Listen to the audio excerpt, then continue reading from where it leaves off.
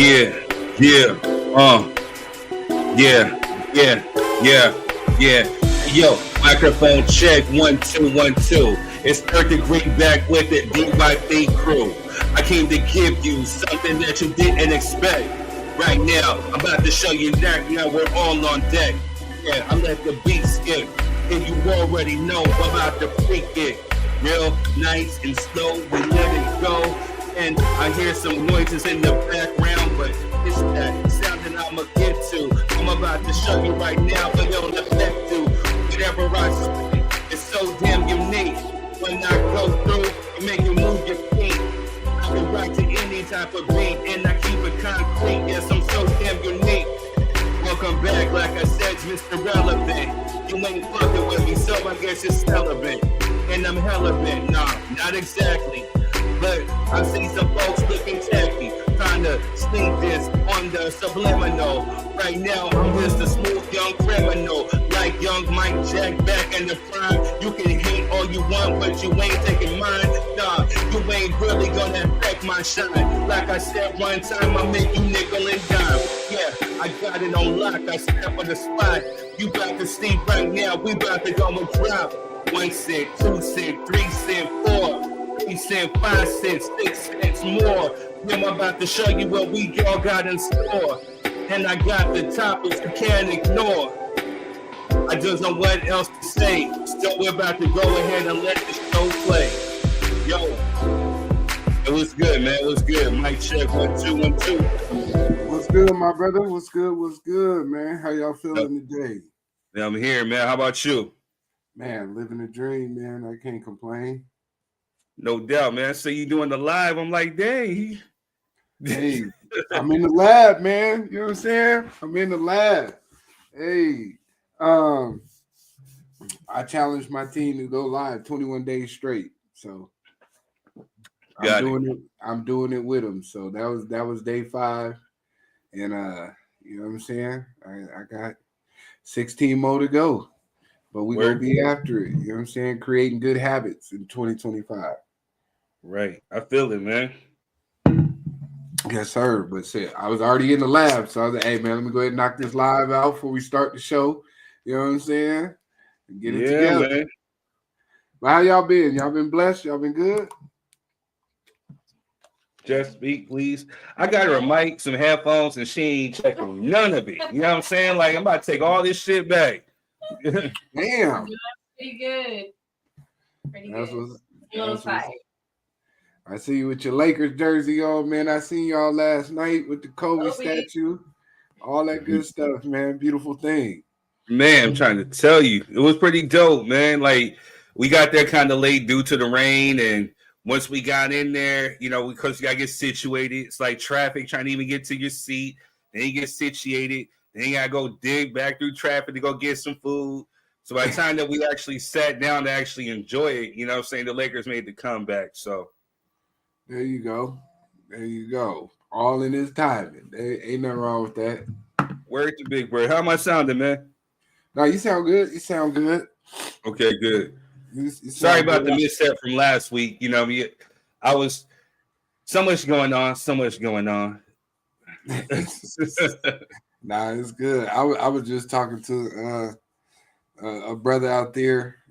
So he was telling me about some masonry. So I told him, I said, man, we might have to dive into that one of these shows. You know what I'm saying? Mason.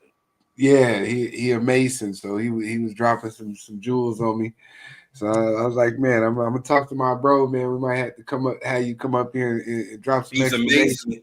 If he's a mason, he's not supposed to be speaking on certain things like that. Well, I mean, he ain't give me too much, but you know what I mean. He just was talking about. You're not part of a lodge, so I don't know about all that. Yeah, I don't listen. Don't come for me. They were all one, so you know. Yeah, I know something, and you know, you ain't supposed to be doing all that. Certain things you're supposed to be keeping to yourself. Yeah, so hey, he want to drop some jewels on you. I don't know. You know, neither here nor there, but let's get after the show. Ain't getting me shot. So, all right. So let's go ahead and sounded really, really ratchet. You know what I'm saying? So let's get after that ratchet news, man. What we got? Let's get into it. Yo, what's good, y'all? It's your boy Third Degree, and we're back with more Ratchet News. Well, some of it's ratchet, some of it's not, but we still got to talk about it. So let's go. Well, as soon as we got through with our show last week, tragedy struck.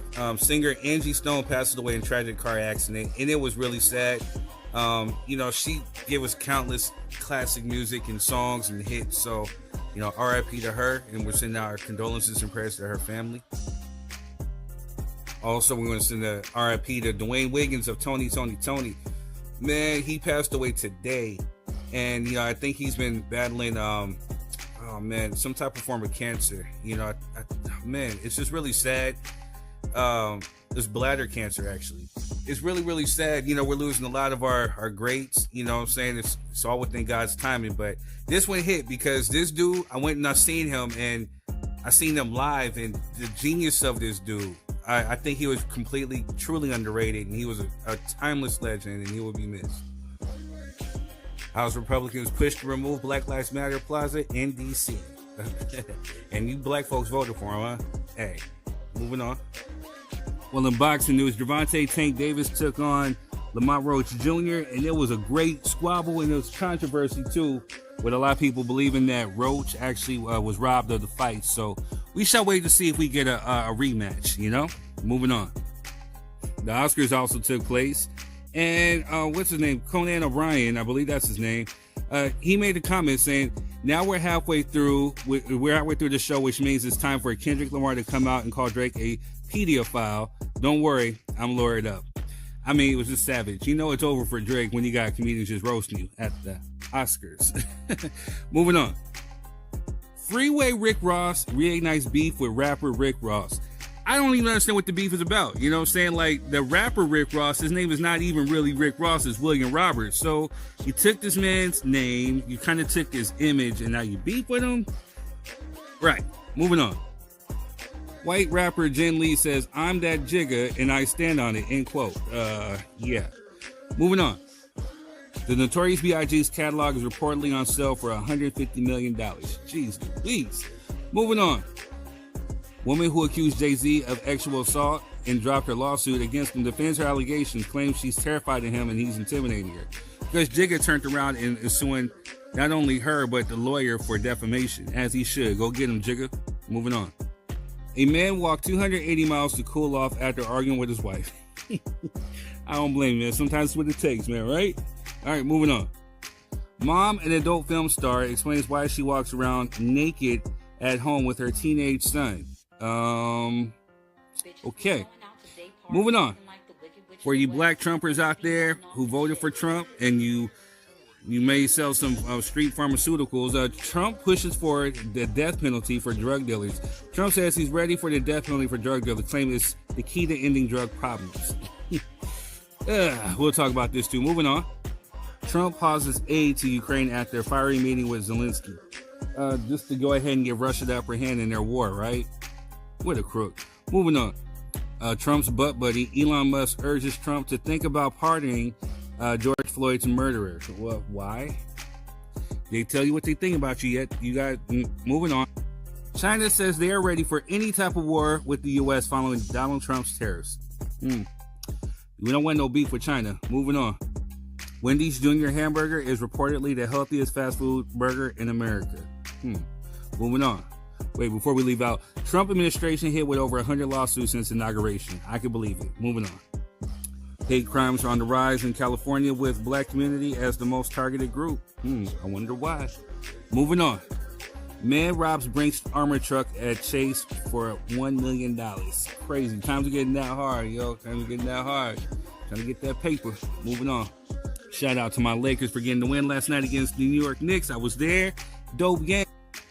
I had Jess with me and my number one Laker fan of Anant, my Aunt Paula, because she's a Laker fan. Just like she taught me this Laker life, it was, just being there live, you know what I'm saying? Just watching history be made. It was actually really, really, really dope as the Lakers got that dub and we're still in second place. So let's go Lakers. Let's go.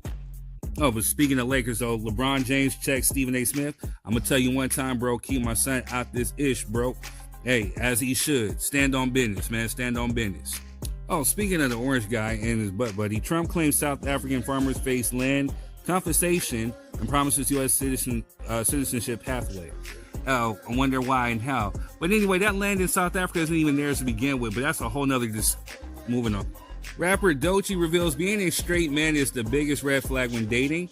You have to break this one down, Doechii. We love you out here. Come on, don't be attacking the straight dudes. You know what I'm saying? What's going on? We need clarification. Moving on. Pittsburgh woman goes into Target to remind people that they're supposed to be boycotting. Moving on. Last but not least is bobblehead. Dwayne Keith D. Davis speaks out for the first time after arrest for murder of Tupac and saying that he's innocent, that he was framed and all this other bullcrap. We're going to talk about it tonight, y'all. Anyway, I'm Third Degree, and that's been your Ratchet News. Enjoy the show. Peace!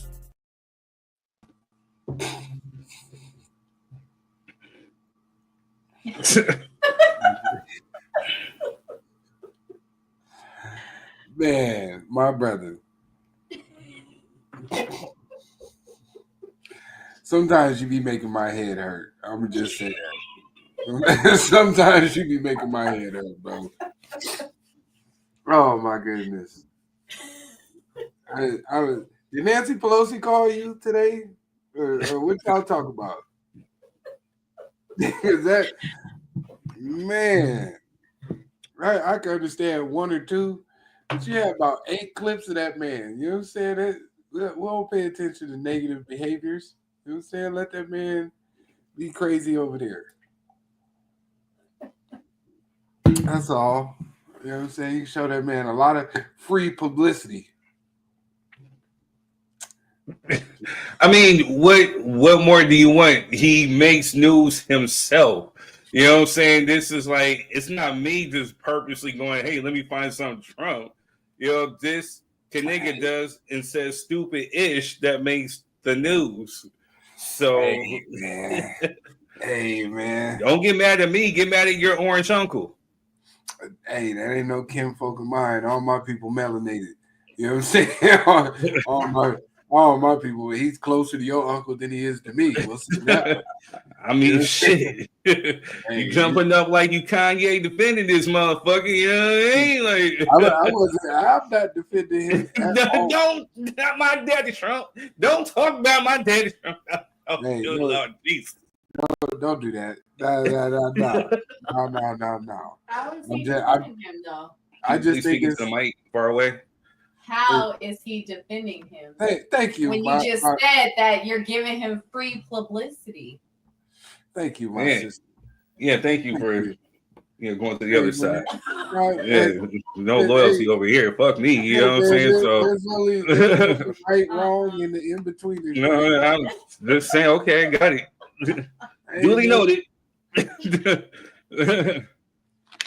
Support. No, but outside of that, shout out to Angie Stone, man.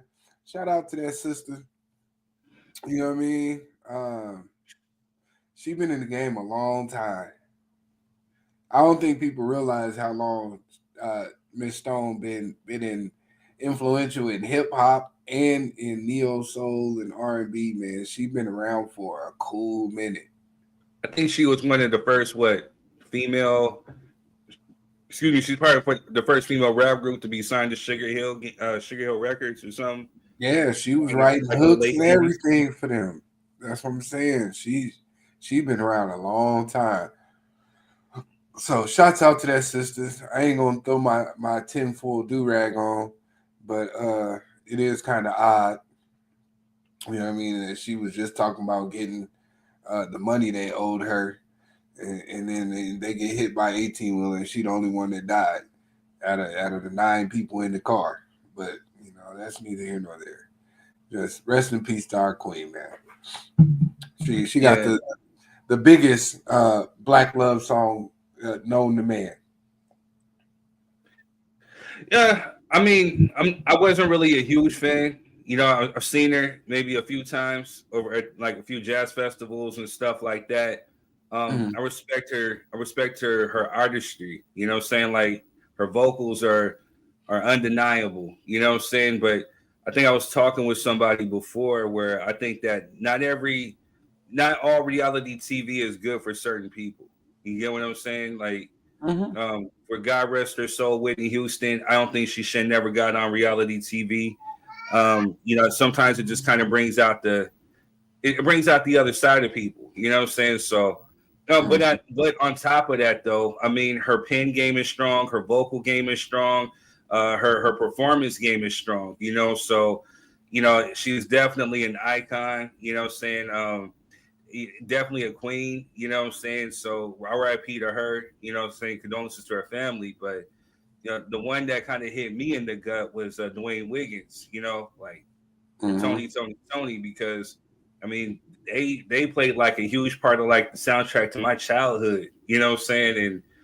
And man, I didn't really appreciate Tony until I actually seen them live, maybe like some years ago. You know what I'm saying? Like Raphael Sadiq wasn't necessarily in the group, but it was Dwayne Wiggins, and I just thought he was more so of like the background dude. You know what I mean? Because I was younger. But when I started seeing like his musicianship, man, like playing the guitar, doing this, and how he was conducting the whole band, I'm like, dude, this dude is a bona fide genius. Like bona fide genius, solidified. Absolutely. But it's coming. I think we get into that age where a lot of our heroes are starting to disappear, which is a right unfortunate phase of life, man. Where we reach the age of the people that we grew up listening to, watching, you know what I'm saying, interacting with, that were the elders, are starting to disappear, and very rapidly. It's like back to back, which is crazy. You know what I'm saying? But the best you can hope for is to leave this world and leave the impression that these people left, man, which is something that I be trying to chase down every day, man. Right. I want somebody to speak about me the way I speak about them. You know what I mean? True. When it's all said and done. So something to look forward to. Is still unfortunate, but we just old, nigga. You know what I'm saying? Man, you gotta think we in our 40s, bro. You know what I'm saying? Like, man, we man. People since we was teenagers and middle schoolers, and you know what I mean? So you gotta realize they probably was 10, 15, 20, 30 years, 40 years older than us, and they can't live forever.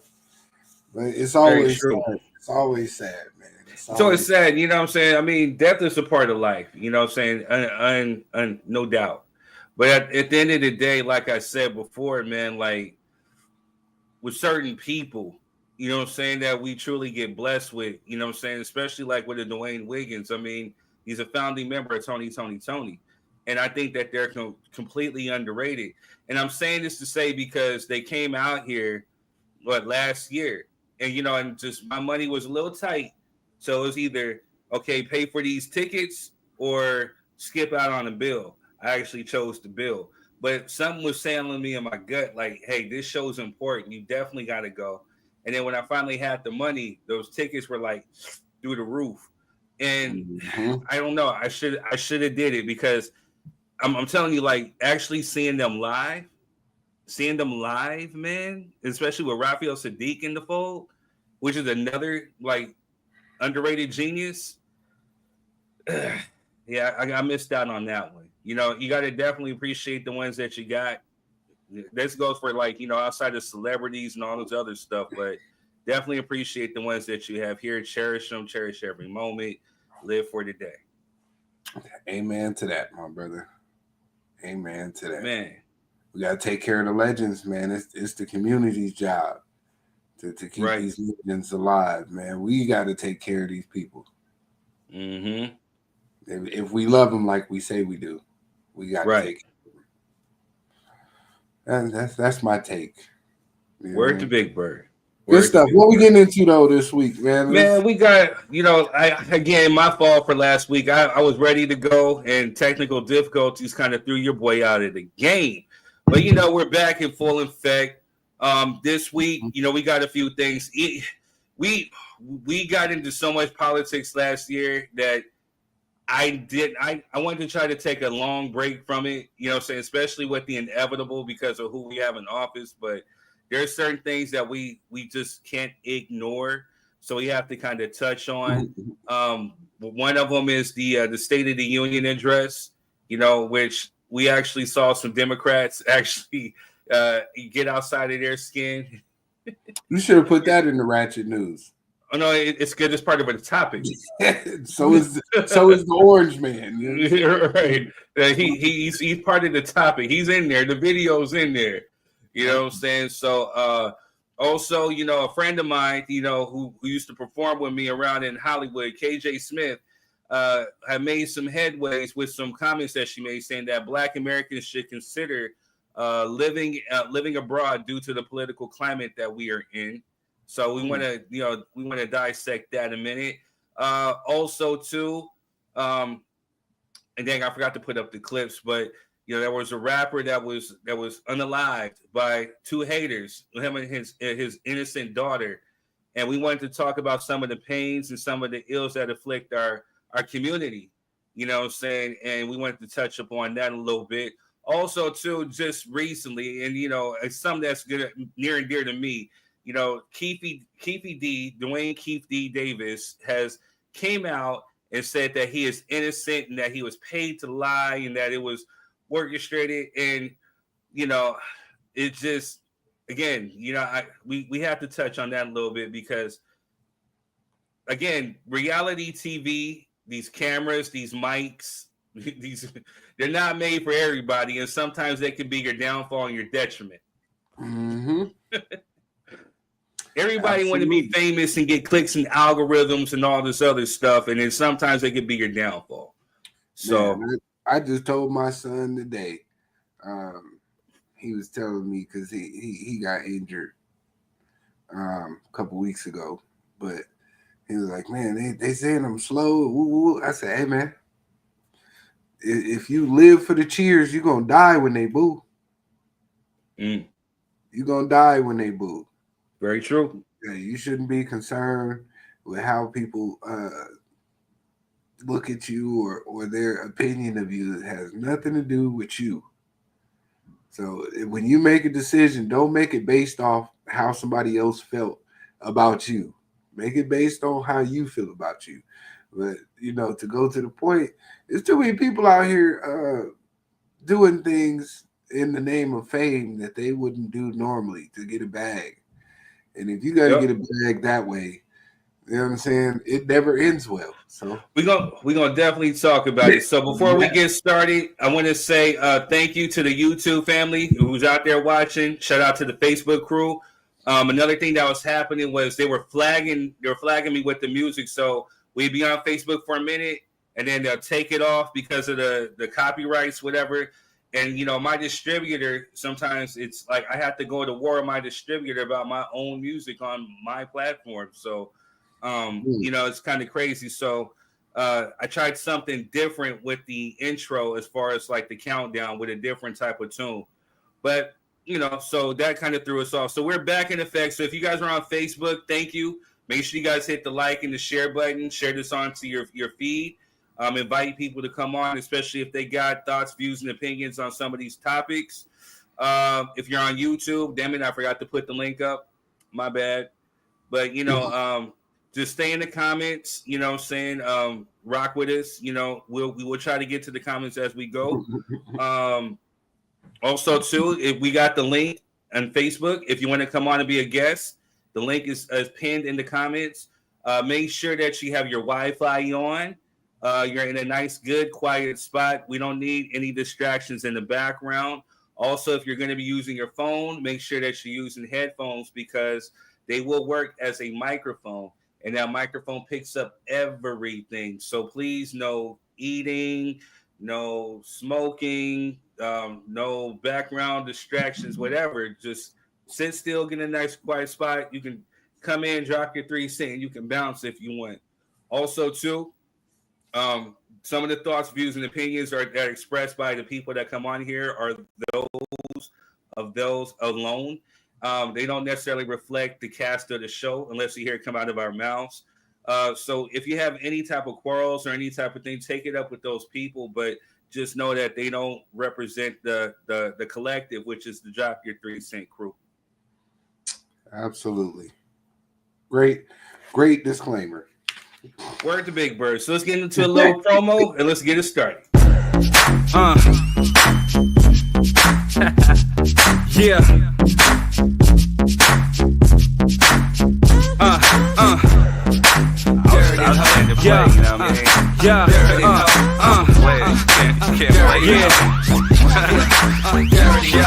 You're wasting time.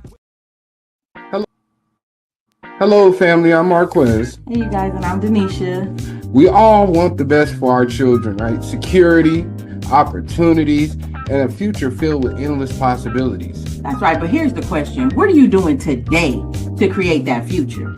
Imagine building a business that creates generational wealth, leaving a legacy that grows even when you're not working, showing your children what it means to dream big and take action.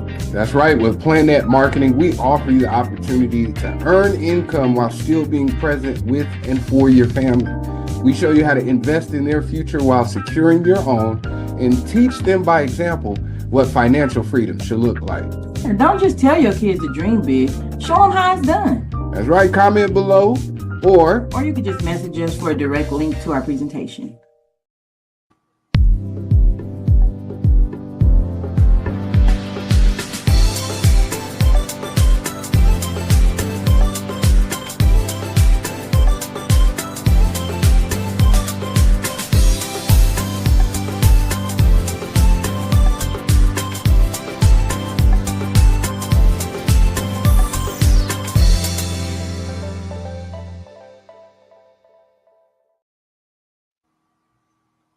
Word, and we are back.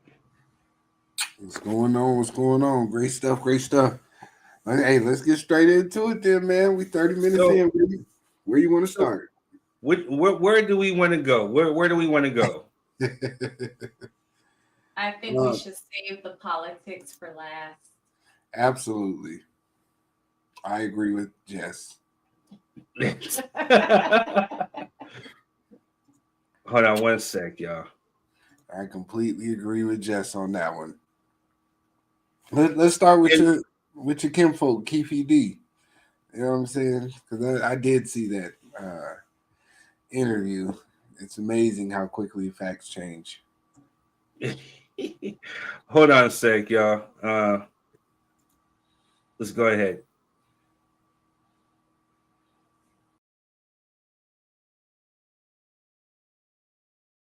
The death of rap legend Tupac Shakur nearly 30 years ago became one of the nation's most notorious unsolved murders. Hey Keith, Metro Police, come over here. Then in 2023, a breakthrough when prosecutors charged this man with ordering the hit, the only person arrested for Shakur's murder, who now tells ABC News authorities have the wrong man. I'm innocent. I ain't killed nobody, never did ever kill nobody. They don't have no evidence against me. Came and put me in Las Vegas. 61-year-old Dwayne Keffy D. Davis says the night of the murder, September 7th, 1996, he was in Los Angeles, 300 miles from the Las Vegas intersection where Tupac Shakur was gunned down. Prove that I orchestrated this. You know what I'm saying? Your key witness orchestrated this. They top witness is the lead suspect. The defense pointing to someone else, Reggie Wright Jr., a former cop and security guard for record mogul Suge Knight, who was driving the car Tupac was in the night he was shot. The death of rap legend Tupac Shakur.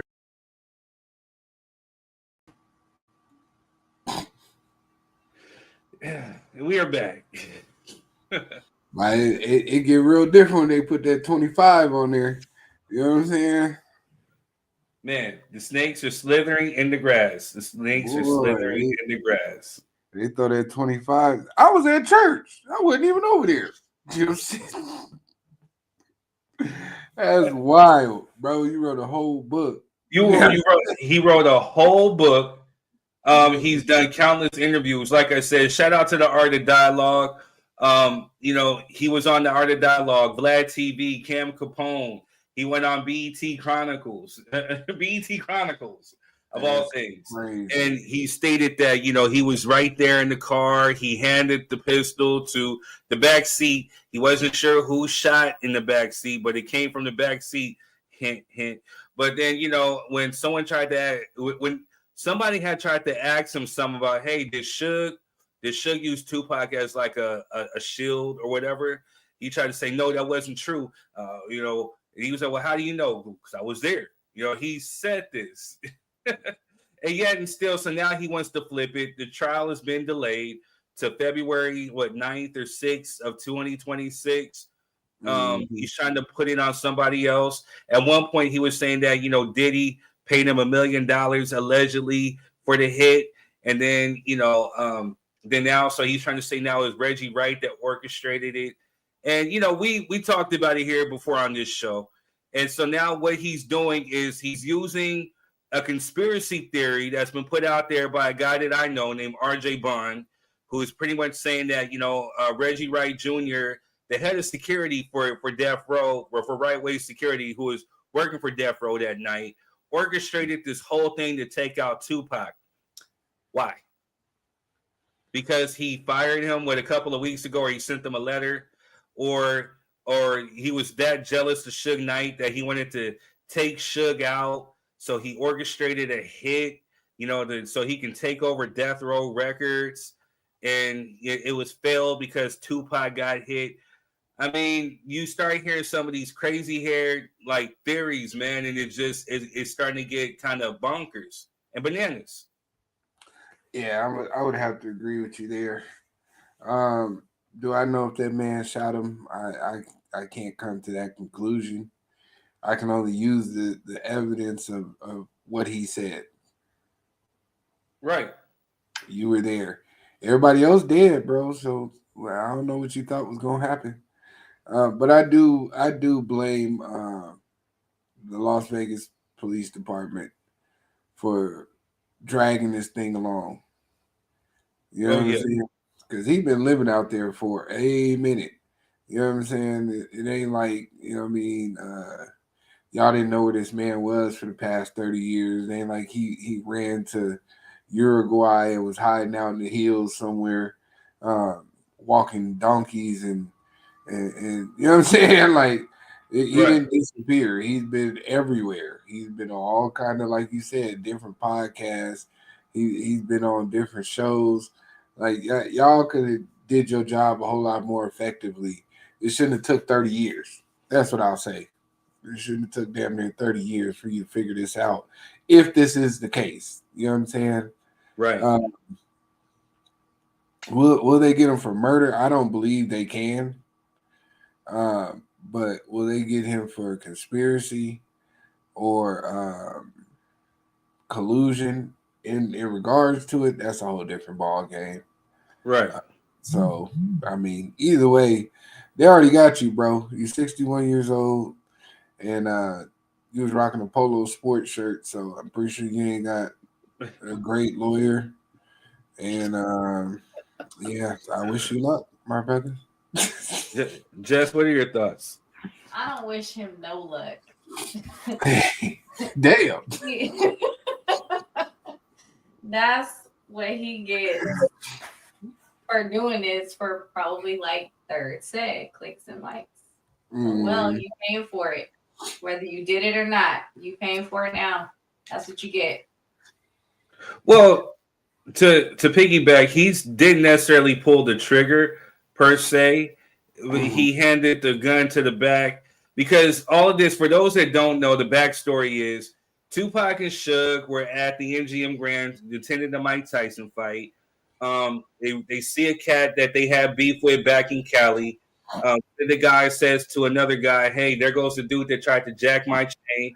Tupac, whether he wanted to show loyalty or whatever, took it upon himself to walk up, run up on this dude, knock him out, he fell, and then the rest of the crew jumped him. So, as we know out here in Cali, especially for certain things like that, retaliation is inevitable. Whether it was going to happen in Vegas, whether it's going to happen out in Cali, there was going to be some type of retribution for the actions that took place. Now, what it starts getting slippery is because Keefe D alleged that, and it actually is starting to have a little bit more credence now too. We'll get into that. But he's alleging that, Diddy, was like, hey, he had an in-between guy, and it was like, hey, so, hey, he just stomped us out. So the in-between guy was like, hey, so are you going to take care of that? You're like, yeah, even more bet. So they rolled up to Club 662, where Suge and Tupac were supposed to go because Tupac was supposed to be performing for a charity event. And, he didn't see him there. So they hit the strip. They go get some liquor, saying then, Tupac's out the window. He's screaming because girls are, yelling at him. And so they're like, okay, there you go. So they pull up on him, and then that's when, fate that took place. So, yeah, he didn't necessarily do it from what he said. He handed the gun to the back. Now, he did say that if they would have pulled up on his side, that he would have did it. So, whether it was Orlando Anderson allegedly or Big Dre allegedly, they let off the shots, and Tupac's no longer here. So where it gets tricky is because Keefe D admitted all this, and he's trying to say that he was paid to lie, but the first time that he admitted to this, he admitted it to police, to law enforcement, to an officer named Greg Kading. He stated, because they were trying to hem him up for the Biggie unaliving. And he tried to say, no, that wasn't us. Saying, I could tell you what we were responsible for. And he proceeded to tell the story of the Tupac stuff. But what he didn't know was that he was being taped. Greg Kading got let go of LAPD, and he took those tapes, turned around, and he made a book, and then he turned around and made a documentary. Keefe D, right after that, actually, this is before all this became public knowledge, he went to Las Vegas PD, and he confessed to him and told him everything that happened. Now, again, I don't know why they didn't get him then. Oh, no, he said that he had a proffer agreement. No, he had some type of immunity. He said he had some type of immunity, which is why they said that they didn't get him then. But, what it came to find out was that he only had a proffer agreement, which was like a Queens for a day. So what that means was that they were getting ready to charge him for drugs.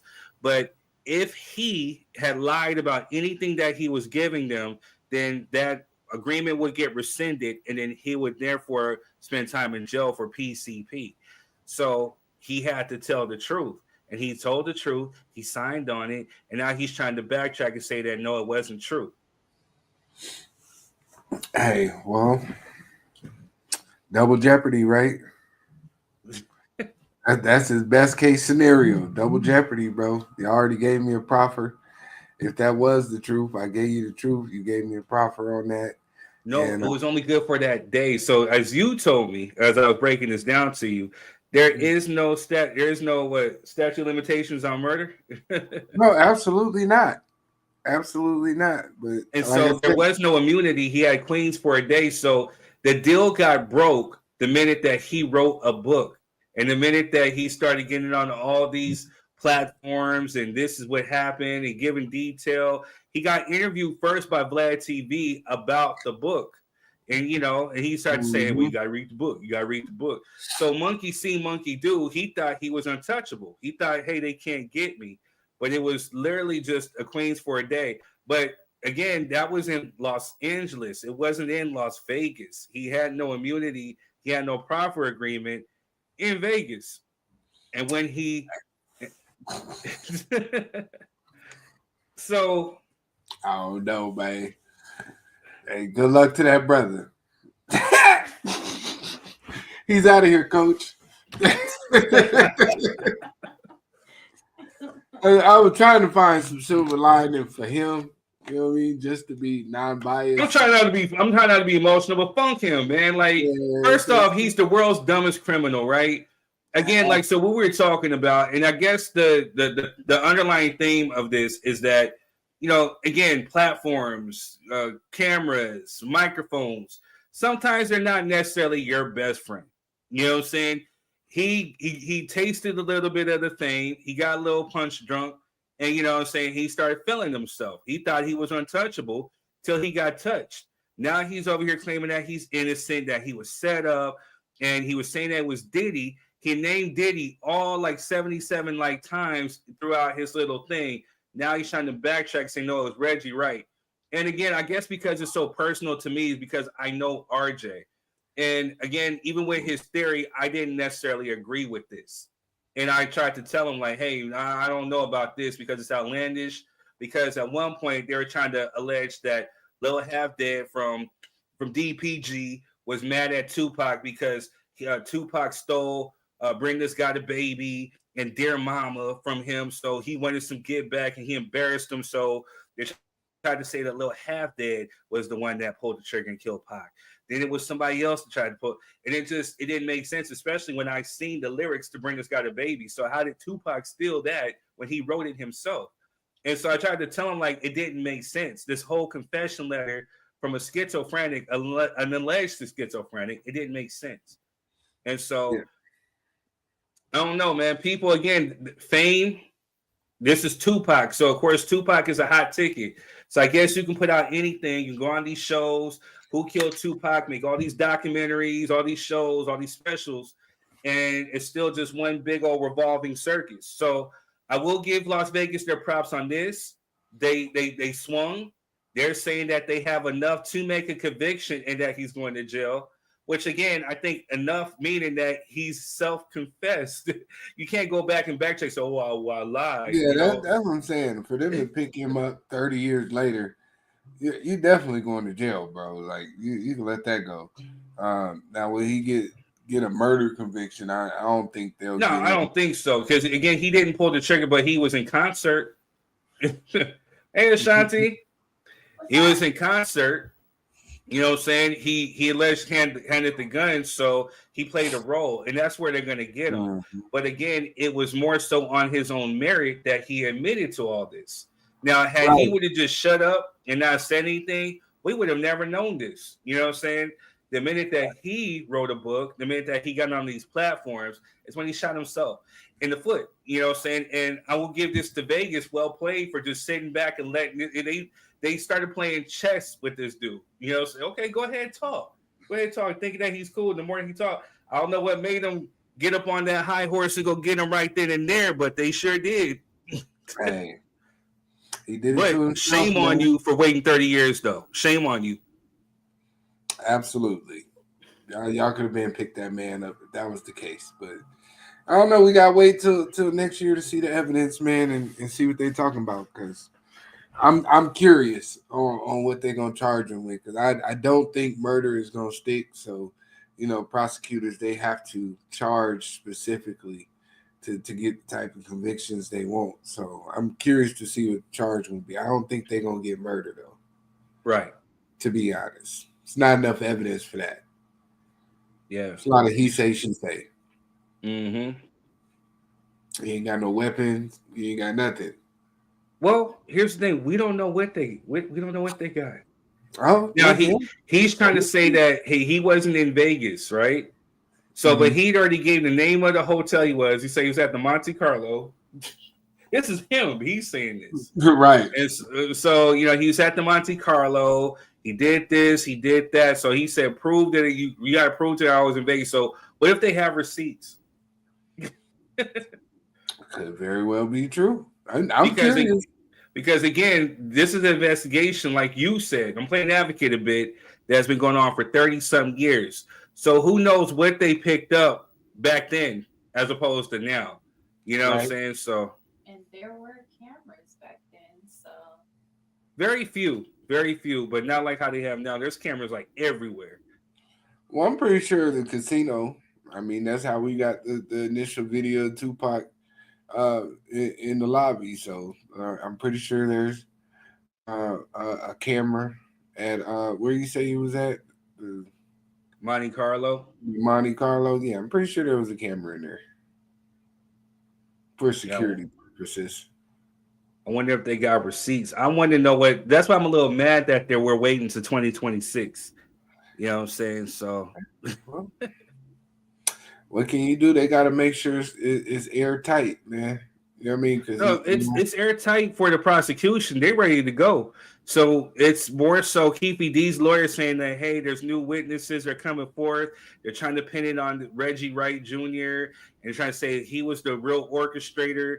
So, and again, and I'm gonna give this one for the prosecution. So if Reggie Wright Jr. was the real conspirator behind the death of Tupac Shakur, then how would Keefe D know? That is a damn good question. Right? Damn good question. How would he know? You know, did you participate? Did he tell you this? Were you working in cahoots? Is this the new allegations? Like, so now how do you know? You know, so well, I mean, I don't know. You can't really listen to somebody who is willing to tell to get themselves out of a jam. You know what I'm saying? When it comes to snitching, I know people like, oh, don't say whatever. Snitching applies to certain criteria, right? If you were involved in something with some other individuals and y'all get caught and then you tell on them, that's snitching. If you're a civilian, you tell. You're supposed to tell. You're an innocent civilian. You're supposed to tell. But when you come out with something like I'm a Compton menace and you know what I'm saying, I'm the biggest gangster ever type energy, but we got written statements on you, bro, we can't really take you serious with nothing you talking about, to be honest. Just being truthful. Agreed. Mm-hmm. Give me a second. I'll be right back, though. Hold on. So, yeah. So what are your thoughts, Jess? Told you my thoughts. I mean, further elaborate, please. Oh, my gosh. Yeah, he just needs to stay in jail. He needs to serve his time. That's how I feel. Right. So you do know too that because they're delaying this trial, that he will sit in jail for another year, another full year. Good. So. And they're gonna pack on whatever years to that. Well, technically they kind of subtract the years, but anyways, yeah, you need to do 25 to life, homie. That's why I feel. And you're saying this because you're a Tupac fan, huh? No, I'm not biased. Not biased at all. I would feel that way even if it was, I don't know, anybody. Why are you gonna lie in the first place? Why you always lying? Yeah, I don't know. It's crazy, you know what I'm saying? And I know I talked to you about this before, but you know, I kind of, I don't agree with RJ on this one. And because of this theory that's being put out there, it sounds like this is what the prosecution, or not probably, what the defense is basing it off of. Is, you know, they're basing it off of his documentary and all this other stuff. And I just think that, hey, man, you know, for a true Tupac fan, you know what I'm saying, like for especially for his family. Matter of fact, I got to send out a quick disclaimer, you know, so a few weeks ago, I had my cousin on the flyer, you know, with Tupac and Keefe D, and you know, she caught some flack behind my actions, so I had to apologize. It wasn't that I was trying to be disrespectful; it was advertising for the show as far as the topics what we're going to talk about. But I'm gonna tell you like this: those people in the Bay, they don't play about Tupac at all, and you know, what I'm saying she's real close to his family too, but. For the fact that he spent his time in the Bay, whether it was in Marin City in Oakland, they don't play about Tupac. And you know, there's some people that feel a way about him, but Tupac is more loved than hated, especially in the Bay. We love him out here in Southern California, in LA, and all this other stuff, but in the Bay, they don't play about that dude. So I gotta apologize to my people in Oakland, you know what I'm saying? It was no disrespect at all. You know what I'm saying? It's me as a fan not liking the situation that's happening. I want to see justice for this man, because not only was he, you know, my favorite artist of all time as far as rapping, you know, I think that he was a prolific human being. You know, he had a lot to offer had he would have lived to see his full potential. And I think he was robbed over something that could have been handled over a fight. You know what I'm saying? Like, It just goes into the thing of what we're talking about, like some of the ills that plague our community. And I don't want to necessarily dwell too much on the bad, but I want to find some solutions, you know, say how can we how can we extract some of the hate amongst ourselves so we can prosper fully within our community? You know what I'm saying? Like, and a lot of people don't really take into account or consider the fact that Tupac was only 25. 25. That's crazy. Right. I Like, mean, but just think about it in your own life. What was you doing at 25? Still trying to find myself. Exactly. Especially as a hip hop artist.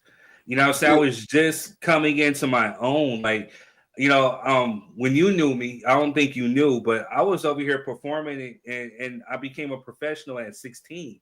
So I was doing like clubs and TV and all this other stuff. Matter of fact, the company that I was with was in talks with Suge because there was a rapper from the clique that they wanted to get. So my very first show was actually out in Hollywood at the Key Club, you know, opening up for Too Short. You know, I was a hype man, and Suge was looking to sign the guy that I was hyping for. So you know, they spent plenty of time. As a matter of fact, there was a Vegas trip that they took where they went to Suge's house out in Vegas. I didn't get a chance to go to that one. My mom wouldn't let me go, but she said, "Nah, you know what I'm saying? You ain't going to that one. No. You got to slow your roll a little bit." Diddy's house? Fuck no. For me at 25. What's up, though, Adoration? How you feeling, sis? Hey. Over there. Saturday where you at today? You know what I'm saying? You're over there. I'm in Taiwan. Oh, okay. I might be. All right. Vietnam. What were you going to say, Jess? No, I was gonna say for me at 25, I was having my second child. These That's just crazy. Grown. Yeah, that's just crazy, you know, to put that in perspective. Right. Yeah, because most of us were still trying to figure out what the hell we was gonna do with our lives. My 25 wasn't long ago, but I was confused. Yeah. That's all of us. That's what I'm saying. So for that man to leave that type of impact on the world because of his gift, it is outright amazing. Imagine if he'd have made it to 35, 45. I thought about that too. 65. You know what I'm saying? They say that he. I mean, you know, he was already politically savvy because of his heritage. You know, because of his mom.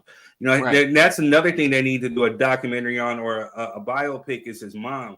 You know, saying like she was part of the Black Panther Party 21 in New York, and she self-defended herself and got her and her comrades off on some stuff that the government was trying to tack on them. You know what I'm saying? Like his godmom is Assata Shakur, who is a political prisoner, you know what I'm saying? And she's out there, you know, under protection from the Castro administration in Cuba because they have her as a fugitive still to this day. You know, his step pops is Mutulu Shakur, you know what I'm saying? R.I.P. to him, who, you know, who helped eradicate her from bondage, you know what I'm saying? And they tried to pin some charges on him. You know, his godfather was Geronimo Pratt, another member of the Black Panther Party who was framed for murder and all this other stuff. So, I mean, he was vexed in this since birth. You know, his embryo was vexed in this since birth. And on top of that, with him being intelligent, and then of course, you know, he got the other side. He was born in New York, lived in Baltimore. Shout out to Adoration in her Baltimore. And then, you know, he got his game and he got raised in the Bay. You know what I'm saying? And so all this stuff made him who he was. And, you know, he has songs like Dear Mama, Keep Your Head Up, you know what I'm saying? Never Be Peace, White Man's World, you know, stuff where he was talking to his community, giving us hope, giving us things, you know what I'm saying? Like speaking to us like how Malcolm used to speak to us. Yeah. And his voice was extinguished, you know, due to hate. Yep. That's the truth. If we're going to talk about it, then we know he had to go. Speaking of hate, that shit in Texas, man. And that joint in Texas, man. They killed that little girl. Man, the rapper, I'm gonna be honest with you, I don't know who he is. I never had a clue. Never had a clue. Hold on. I'm about to pull it up right now. Okay, you got a clip? I didn't know if you had a clip or not. You know what I'm saying? But well, I definitely got it. So okay, my fault. I just took the whole conversation. No. You get it. It's a good segue. Good segue. So while I get this situated, let's go ahead and let's get into some promo real quick. You know what I'm saying? Let's do it.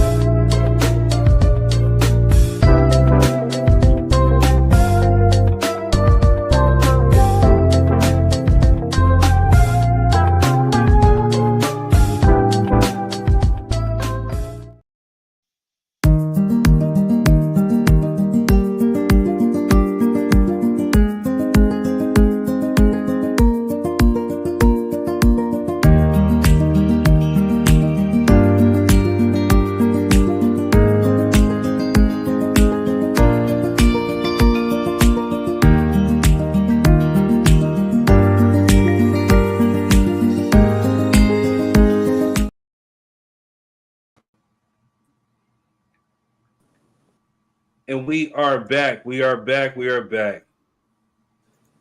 So I'm not sure who GS Lil Ronnie is, you know what I'm saying, but shout out to him.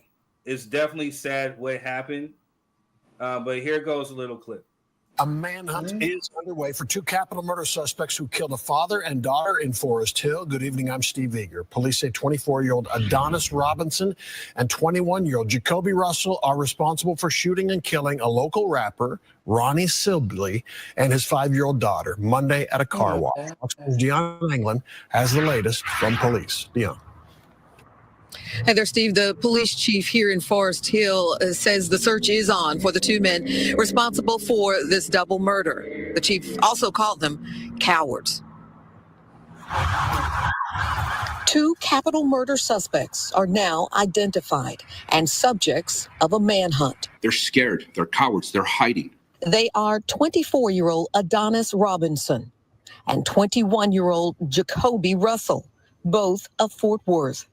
Investigators say the two are the gunmen captured by surveillance cameras at a car wash Monday during the ambush and double murder of music rap artist Ronnie Sibley and his 5-year-old daughter, Armani. We have public enemy number one, Adonis Robinson, who is also a registered sex offender. Enemy number two, Jacoby Russell, who's on the run. Public records show Robinson was arrested in 2019 and later convicted for the violent assault of a woman who was walking along a trail near Marine Creek Reservoir. Forest Hill police will not speculate on a motive in the double murders, nor will they say if or how the suspects and victims are connected, pointing out the Texas Rangers are the lead agency in the investigation. Based on the music industry that he's a part of, it is all part of the investigation. And like I said earlier, we're on a fact-finding base. Everything that's being put out is being reviewed and analyzed by the Texas Rangers. We know from surveillance images obtained by TMZ that Sibley was chased on foot through the car wash parking lot before he was shot. Police say it's unclear if Robinson and Russell could be hiding out in the Metroplex. However, they are the subject of a nationwide be on the lookout alert. They are dangerous, they are armed, and we need you to please call 911 and let our police officers respond and take appropriate action. Now, we asked the police chief if there was a vehicle description to go along with this search. The chief let us know that the vehicle used during the double murder is already recovered. He would not say where that vehicle was found. How you gonna kill a child? Like, I thought we had. Not we, but I thought there were standards. There is. Like, don't kill kids. Yeah, there definitely is. Like what? Which is crazy. I mean, y'all intentionally killed that little girl if y'all had to chase her daddy down. You know what I'm saying? Yeah. That's what I gathered from that. Yeah, I never watched the clip. I just heard about it. I don't like watching stuff like that, man. You know No, I understand. I try to not feed into giving no notoriety, none of that, as much as possible outside of the show, because I like to get my honest reactions too. But I think police chief was absolutely correct. We looking at two cowards and a sex offender, nonetheless. You know what I'm saying? Right. Mm-hmm. So the streets the streets don't respect none of that.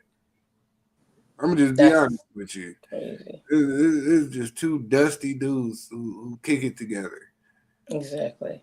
You can't be on the sex offender list and be my friend. I'm just be honest with you. Absolutely not. You can't kick it at my house, bro. No. You know what I'm saying? I'm just being honest. You know what I'm saying? We need. I need to see some paperwork.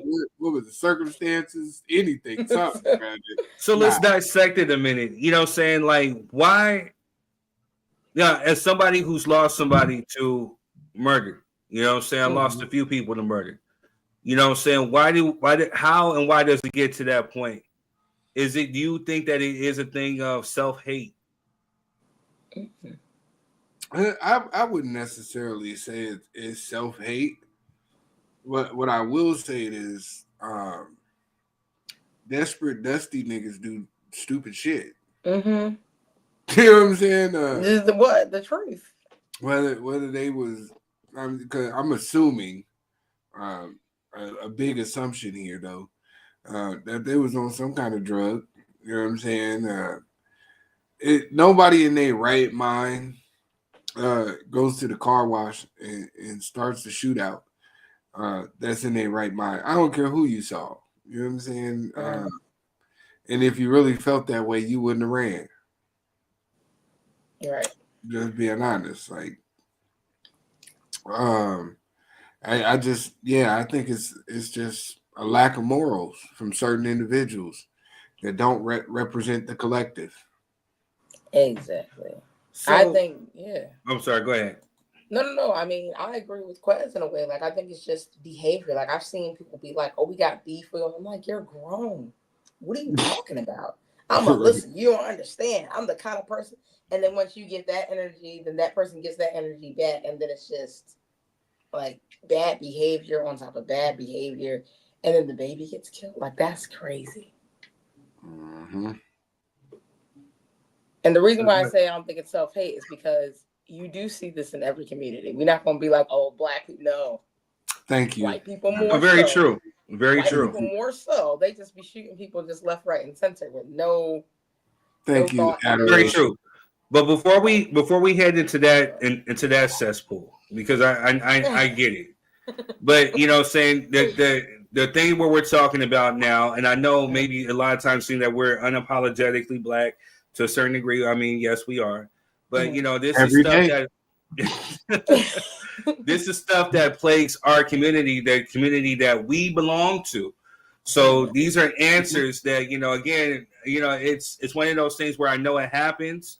I don't necessarily want to sit up there and play like it doesn't, because we know that it does. Absolutely. But, you know, so the thing is the one thing I like with Quez, that what Quez said in the beginning of the year, we start looking and searching for solutions. Mm-hmm. So instead of, you know, saying, "Hey, they ain't one of us," how do we extract this cancer that is that's going to afflict the body, which we know as the Black Voice Collective, and it stains us to a certain extent and makes us look bad? How do we get rid of some of these people like that? How do we rid our community of haters, of people who lack self-maturity, that lack a conscience, you know, saying, to sit up there and to take the life of a 5-year-old girl? And again, even if you didn't like this dude, what's wrong with going up with a good old fade? You know what I'm saying?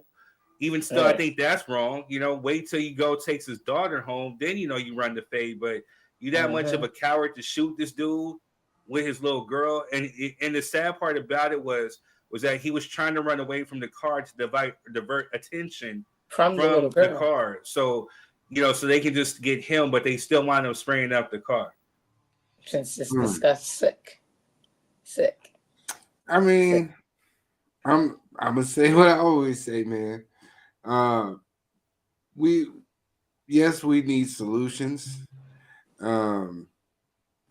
But to Adoration's point, let's also not make it seem like it's a holistic thing that we have to fix, because there's several factors that go into it, right? And we're the only community that's judged by the worst of us.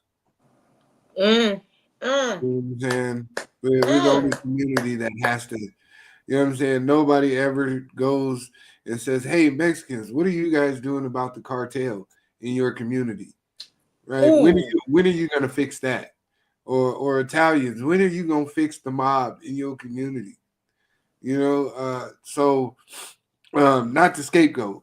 I'm just saying, I just don't like that comparison that we have to fix it, because my first solution would be provide opportunity. It's really that simple. If you provide an environment where people can thrive, not saying that they need to be flat out wealthy, but if you provide an environment where people can feed their kids, you know what I'm saying, and not have to worry about if their light's gonna get cut off, or not worry about, you know what I'm saying, putting food in their house, and having real jobs that create some type of consistency and comfort level, then a lot of these problems disappear. But when you economically deprive a community and put them in a project, they become the project, because now we're just watching to see how they react. That's true, though, because it could have been a hit that they were ordered to do. That could be a thing too. Well, it becomes. Go ahead. I'm sorry. No, you go ahead. Sir, you haven't talked. You go first. I'm gonna go ahead. No, so I talk too damn much. You know what I'm saying? But the thing is, it's like, I believe it becomes a thing of self-hate, because again, it's jealousy. You know what I'm saying? Like, you see this guy right here, and it's one of the things that took out Nip. Nip was in his own community, in his own hood, trying to get back, trying to do something positive, and was taken out in front of the store that he was trying to give back to the community because of somebody, whether it be street politics, whatever. But this hate, this level of hate, jealousy, envy, whatever you want to call it, perpetuated this person to sit up there and to take this person out. Same thing with this guy here. Like I said, I don't know him from a hole in the wall. You know what I'm saying? But at the end of the day, it's sad because, he's a father. You know what I'm saying? The little girl was robbed of her life.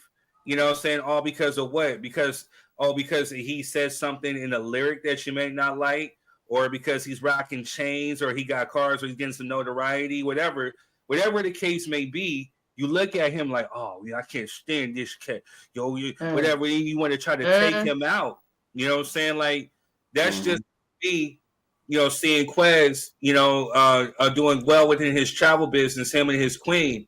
And I'm sitting up there, instead of congratulating and celebrating with him, I'm over here looking at him like, man, that's supposed to be me. Or trying to do shit to self-sabotage, a show. You know what I'm saying? Or to self-sabotage him. Or self-sabotage Jess's business, all because I feel like I can't elevate to a certain status. Talk about it, though. Well, I think realistically it comes from the mindset of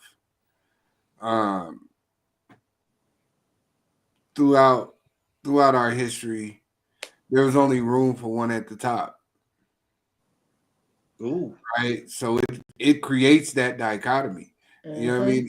It's not, I don't think it's us creating it. I think it's a learned behavior, because society shows us that it can only be one of you at a time. We may be fully integrated, but only one of you niggas can come up here and win. It can't be all of you. You know what I mean? And it breeds resentment. for people who are impoverished, right? If you watch that one cat get to the top, and for a lot of reasons, which may be true, there are better people out there that may be better rappers. There are more skilled basketball players. There are better football players. Whatever the case may be, you can feel that way and think that, oh, okay, I was slighted, but your emotional intelligence has to tell you that it's not okay to participate in the debauchery against said individual because they got their time to shine as well. So I do think it's a learned behavior, and that's why I said some of those opportunities need to be brought back to the community because poverty creates violence. I mean, it's just, to be honest, it's that simple. If white people do it, Mexican people do it, black people do it. Wherever you find an impoverished community, there's usually a lot of violence. Just honestly speaking, sometimes it's whole countries, right? Sometimes it's whole cities. You know what I mean? Cheryl says, yes, Quest, in this society, blacks were bred with the crabs in the barrel mentality.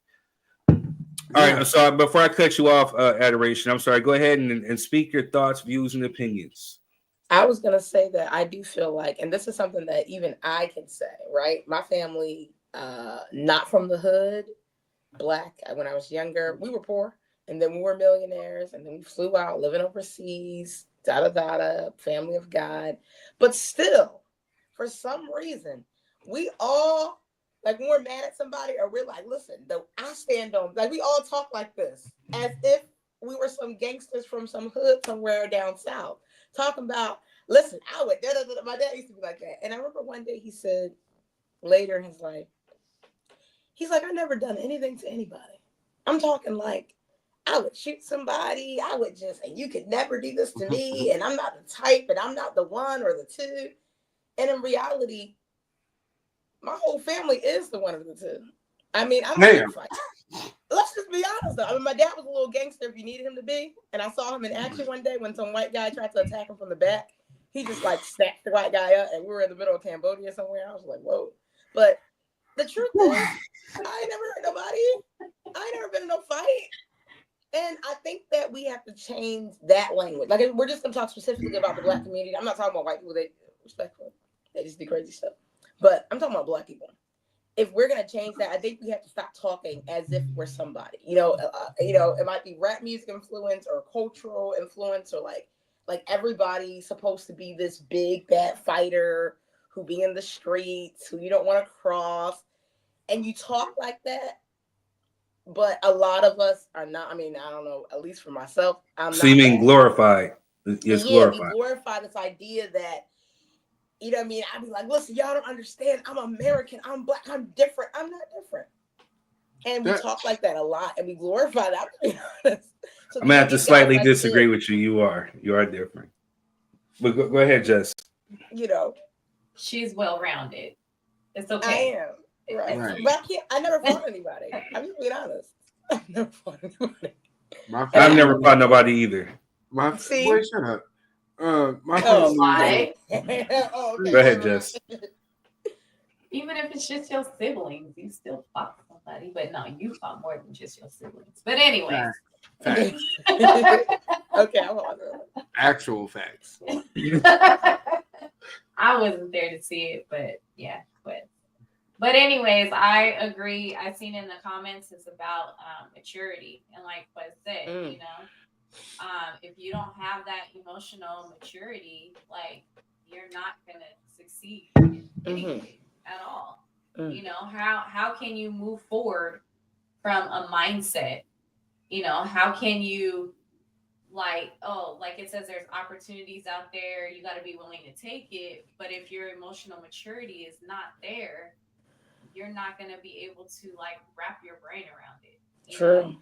Your emotional maturity stunts you in everything that you do. Absolutely. And we hear that term also, Miss Sherelle, about us. You know, we have a crabs in the barrel mentality. but nobody ever asked who put the crabs in the barrel, because that's not their natural habitat. And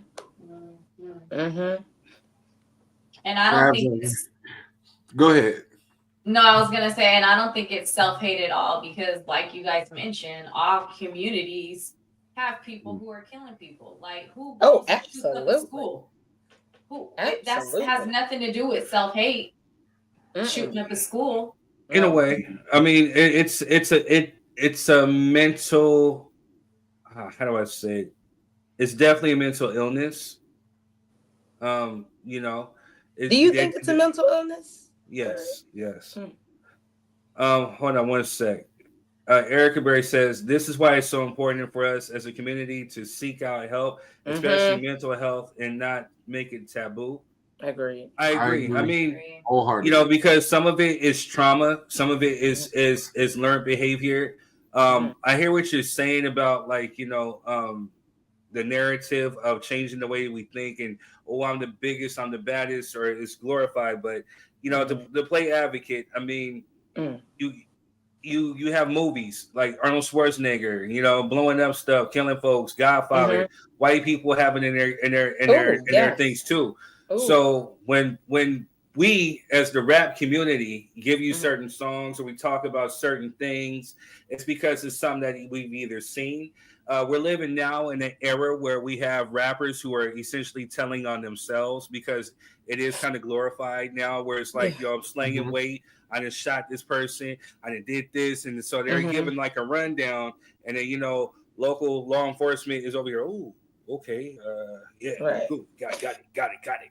You know what I'm saying? So it becomes a thing to where now it seems like it's self-hate to a certain extent, because now it's like, oh, I have to be the realest NIGGA, or I got to be the baddest B. I got to do this. I got to live up to these negative stereotypes, and they got to perpetuate them. And some folks do just that, and they act ignorant.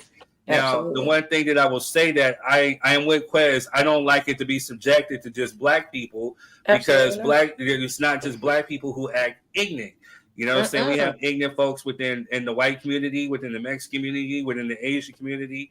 And, you know, but right now, what I'm talking about is us. How can we make ourselves shine and get rid of this negative, the small negative, so we can just shine? Because, again, this little girl, you know what I'm saying, like, where's the accountability for that? You know what I'm saying? We need this little girl for the countless little kids, the little kids who don't get to grow behind a straight bullet. You know what I'm saying? Behind some type of jealousy, but whatever it is. You know what I'm saying? What is going on? The fact that even when you step outside of our community, you have these kids who are shooting up schools because they're getting picked on, they're getting bullied, or whatever it is. It is some type of mental illness or mental health thing, to where it's triggering these people to react. Now, I'm not a professional. It's just my thoughts, views, and opinions. No, agree. Well, a lot of it, you have to subjectively look at it also, that a lot of it's a defense mechanism. When you live in a dog-eat-dog community, even if you're not the one in the two, like Adoration said, you have to put up that persona, because you're likely to become a victim. Very true. You know what I'm saying? So living in again impoverished community, it's going to always, to me, revolve right back to impoverished communities. Because when you go to the suburbs, when you get into affluential neighborhoods, you don't see the same activities. They may be more verbally violent. They may be more socially violent in terms of clicking up and ostracizing people. But they have enough resources to where they don't have to fight and kill over them. You know what I'm saying? They just make it socially awkward for you. Quez, real quick though. I'm sorry to cut you off. They might not be more televised for their violence, or they might talk with friends, but they just straight be killing each other. Like, when I tell you, if you look into the statistics of a white community, I'm sorry. No, and I agree with you. I'm saying on a large level. You know what I'm saying? When you get to different type of environments, results change, and it's hard to argue.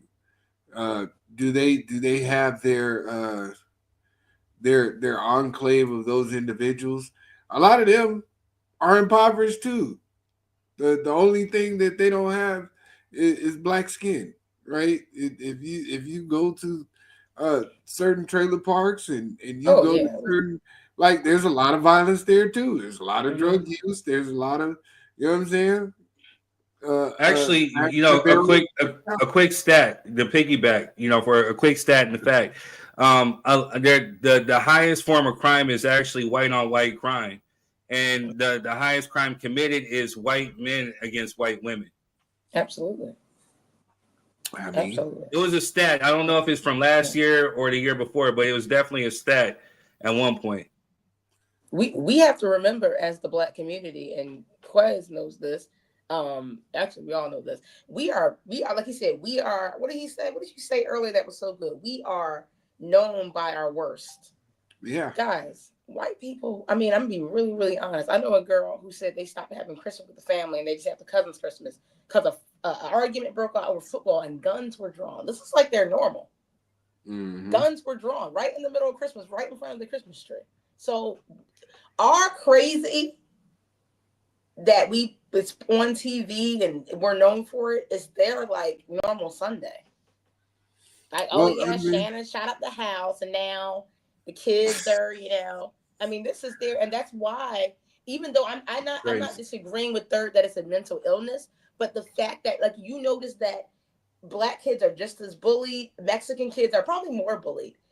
How many guns have they grabbed them with to school? It's mental illness plus bad behavior because they're raised to know they can get away with certain stuff. If this was just because of the bullying, if it was just that, I'm not blaming children now. Please don't have me for this.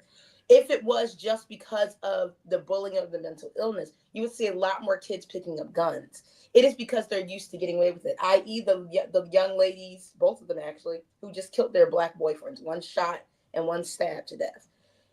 They can get away with it. She didn't get arrested till 2 weeks later because the public was pressuring, like, this girl just killed her man. Oh, she said she was cleaning her gun. Why does she have a gun at 3 o'clock in the morning somewhere where she can shoot somebody? It's a different reality. So I'm going to state that because that's just the truth. But solution based, man. Mm-hmm. What do I always say? It starts at home. Absolutely. It always starts at home. Absolutely. Before your children and your young adults and your grown men go out into the atmosphere or the surrounding area, it is your job to prepare them. It's your job to educate them on what are the possibilities out there. So you have to start at your house, right?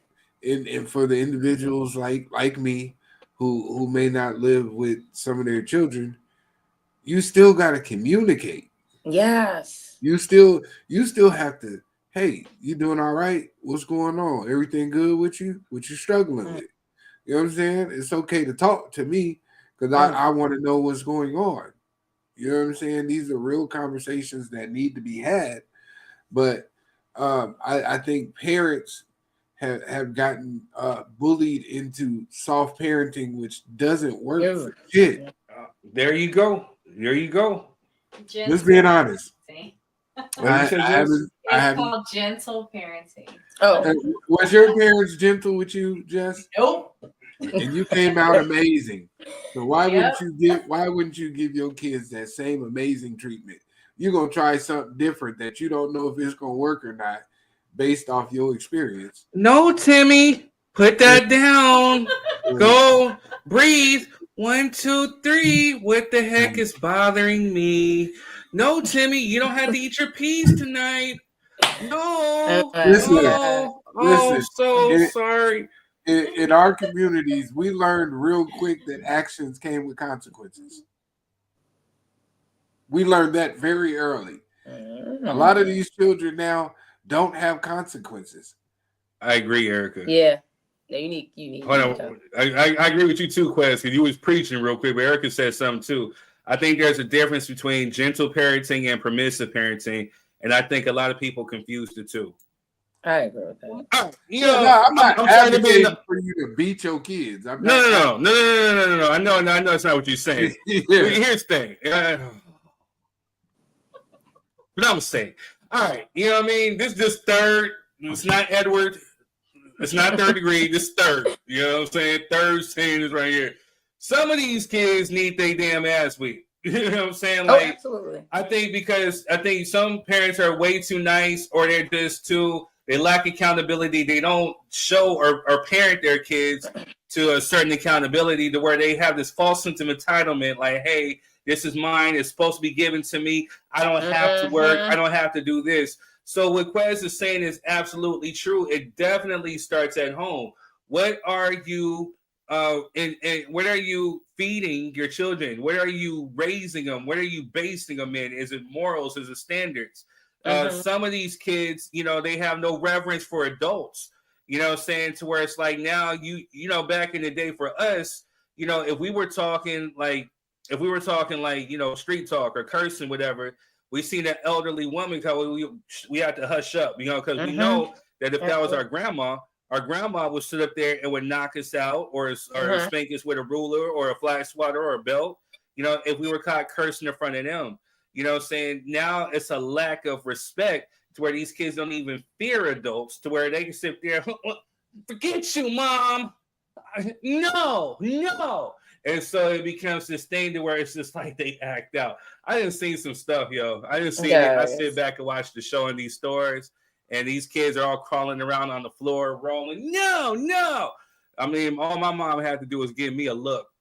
But can we be honest, though? That's why it pisses me off slightly when Black people are always glorifying white people like we have such a huge problem. Like, as horrible as our community is and terrible as our kids are raised, we hold the standard of obedience and decency and discipline across the board. Hey, man, damn all that. If we were that, damn all that. If we were that horrible, why have we been raising our children? Where do these mammy terms come from? Where do these housekeepers and these nannies and these live-in babysitters?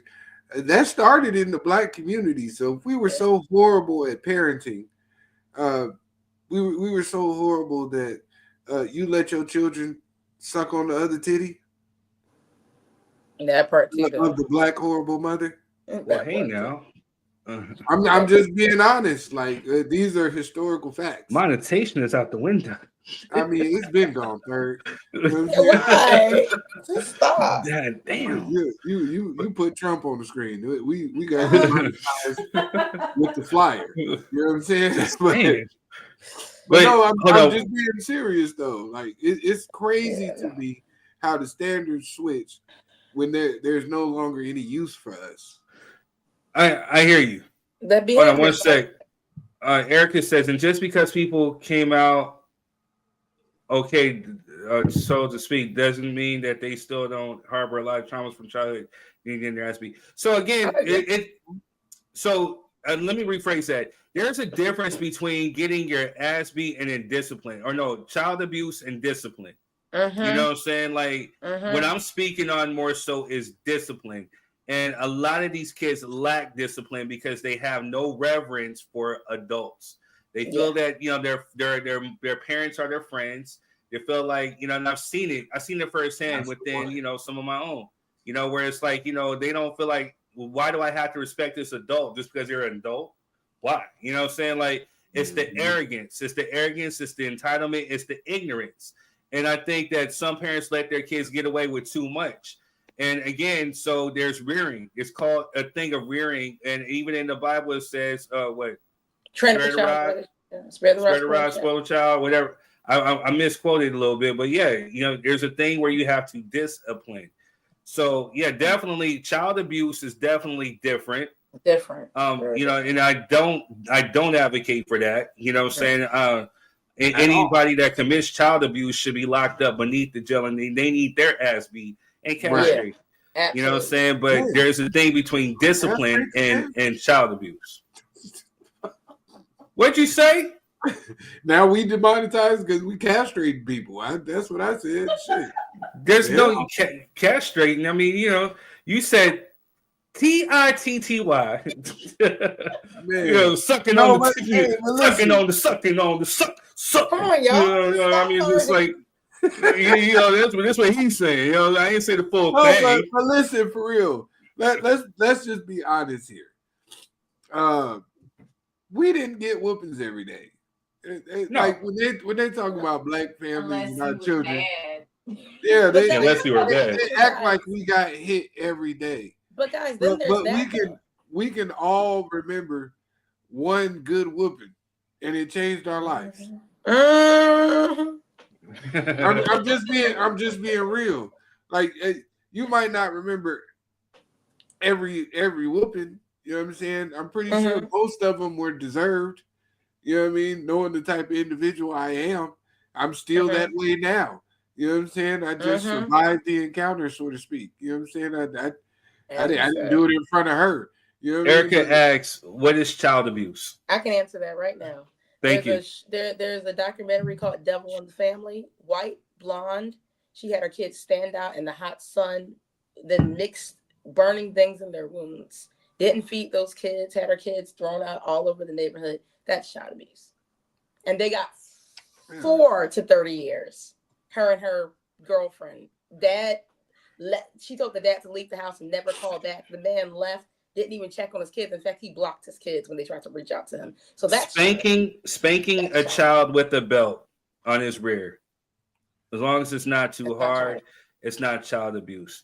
Now, when you're sitting up there and you're welding, saying like Mark's in, you're using certain things. I mean, you're knocking them out there. You're knocking out their teeth. You know what I'm saying? There's certain things where it's child abuse. You're stabbing them. You're burning them with cigarette butts. Cigarette lighters. Type of mark. Huh? Leaving any type of mark. You should. Yeah, I don't believe you should be hitting your children hard enough to leave no marks. That's beyond discipline. Now when they get about 14, 15, you can punch them in the chest. It ain't gonna leave no bruises. It's gonna knock the wind out of them. Don't square around. I'll say though, when it gets to that, that's when they get a little too gangster. Child abuse is excessive. Hold on. There's different forms of child abuse. There's definitely different. It's really kind of hard to define it into one. Mental, there's verbal, there's a lot of abuse that you can do. Exactly. But yeah, there's different forms. Like the lady, she also had her son. He went and he didn't want to participate and be in the camera for the YouTube video, so she had him leave his bedroom and sleep in the cold basement on a beanbag for 7 months. Damn. That's child abuse. I think that's against the law. Like there's certain criteria that you have to have. Yeah, that is child abuse.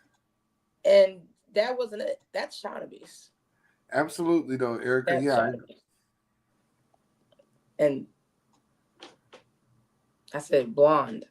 And the reason why I say that is because she barely got in trouble. Compared to what she did, she barely. Definitions of child abuse and neglect, California. A child may be considered dependent under the following.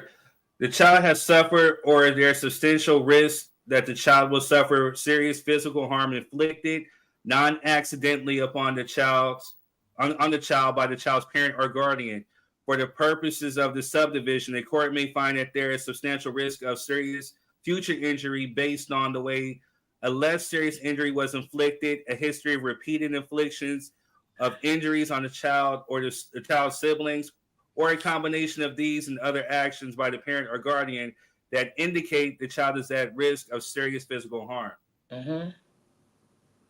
I mean, for the purposes of severe physical abuse means in the following: a single act of abuse that causes physical trauma or sufficient severity that, if left untreated, would cause permanent physical disfigurement, permanent physical disability, or death.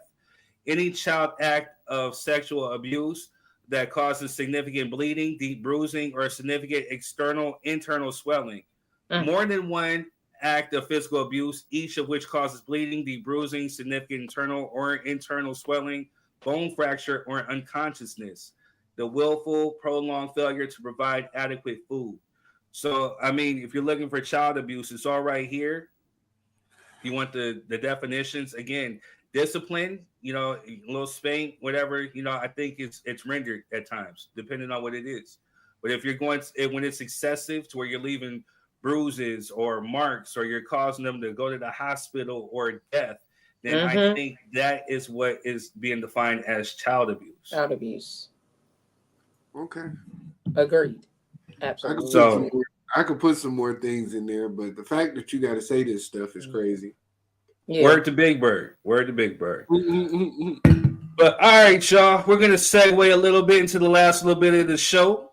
Jazz has to go, So, all right, Jess, handle your scandal.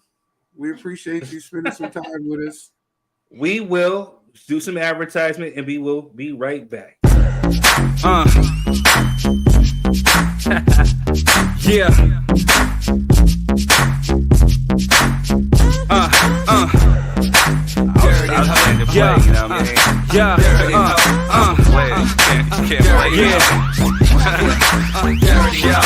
You're wasting time, wasting lines.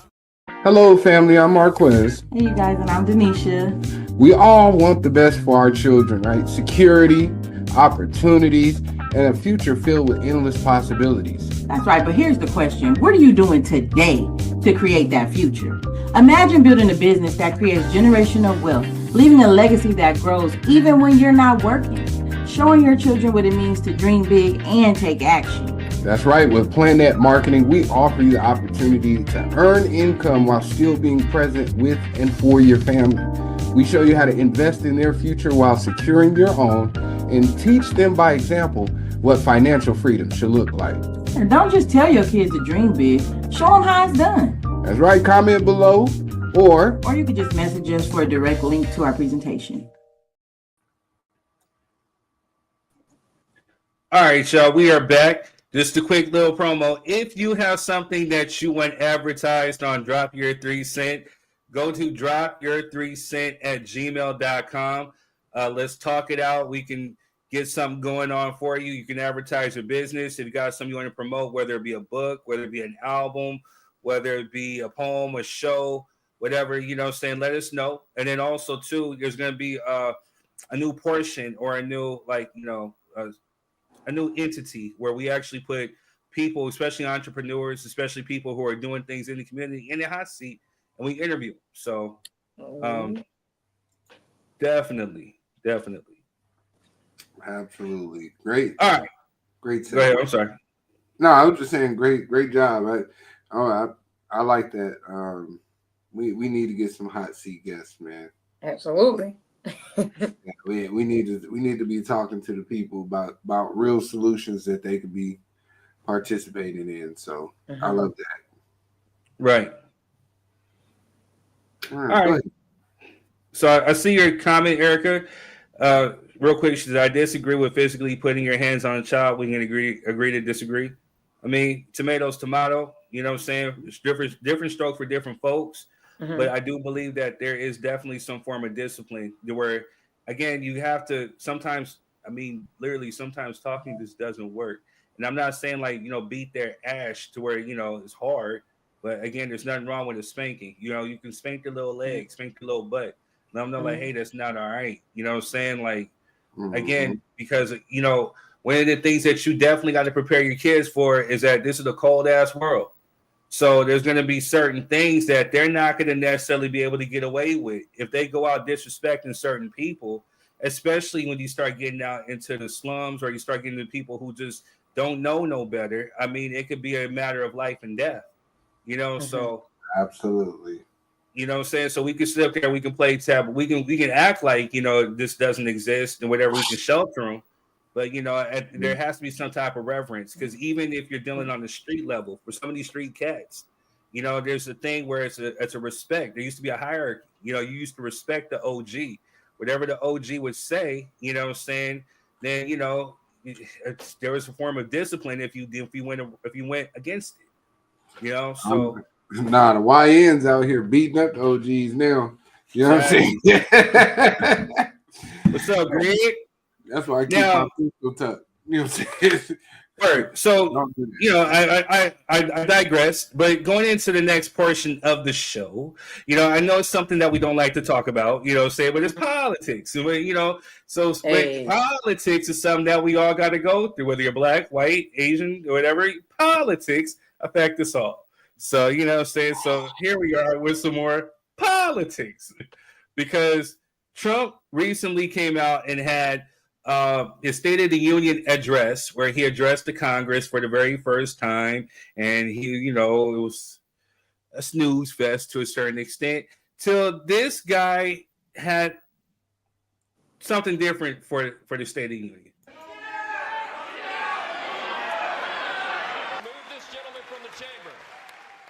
I was making it clear to the president that he has no mandate to cut Medicaid. I have people who are very fearful. These are poor people, and they have only Medicaid in their lives when it comes to their health care. And I want him to know that his budget calls for deep cuts.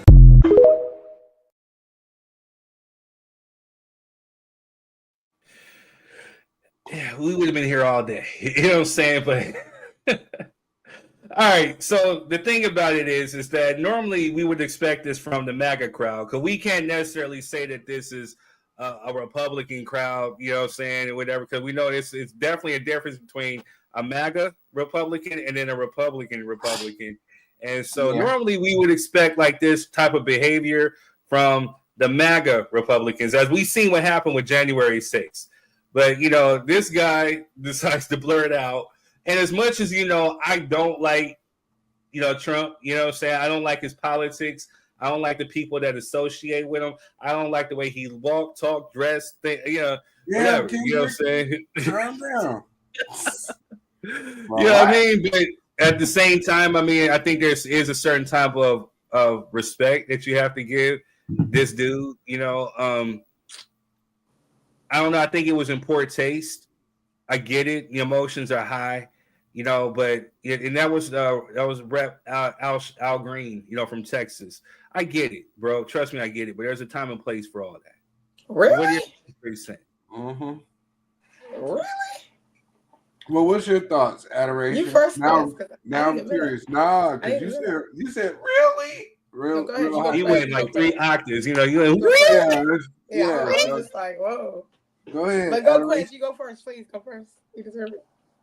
Listen, man, I'm agreeing with my brother Third. Yeah, everybody know I don't pick either side of the aisle. You know what I'm saying? I'm a policy based individual. I pay attention to the words and actions that people use. What I didn't agree with, whether you are indifferent to that man or not, he's still a U.S. sitting president. There is some type of decorum that you need to have in a public setting.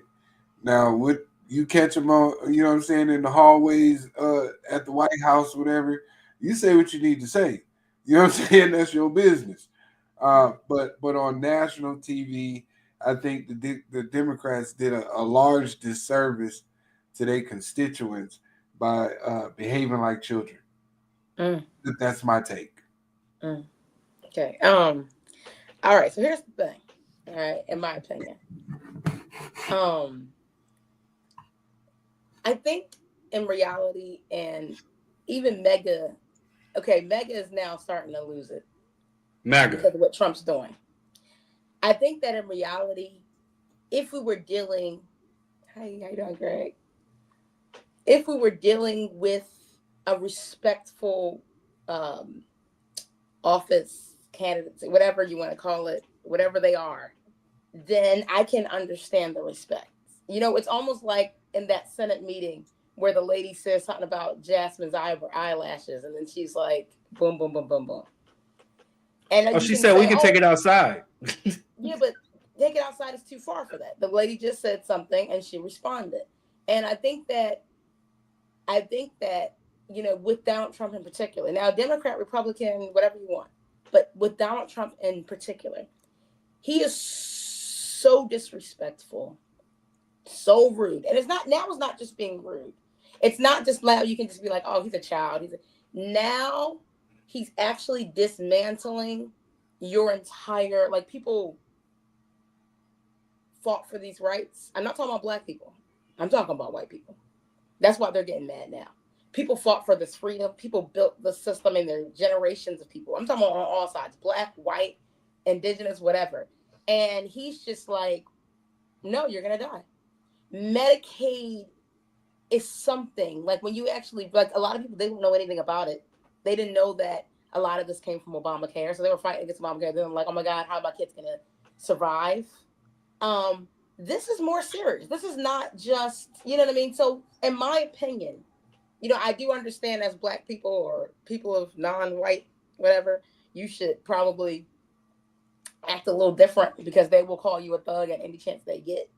But even white people lost it. Like people in the government have lost it. Like they're like, oh no. I think it's a little past that time to have, you know, a civil conversation and this and that.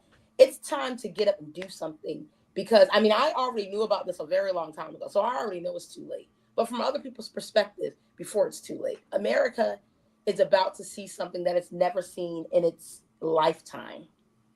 The stock market is through the ground and it's about to fall so hard. U.S. aid is cut. So like the lady said who had the farm, she's like, I'm a Trump supporter. I voted for him all 3 times. She's like, the U.S. is not buying our crops anymore and selling it abroad. She's like, our farmers are over today. They're over. Everything's rotting. It's over. So what's happening now is actually more so, and I'm going to say this, I'm not sure if this is an act of war. That's just the truth. It's starting to look like it. Real quick, I don't mean to cut you off real quick. No. Greg, what are your 3 cents? I need 3 cents. 3 cents, not $1. You're on mute, Reverend Do Right. Oh yeah, you muted yourself. There you go. Okay.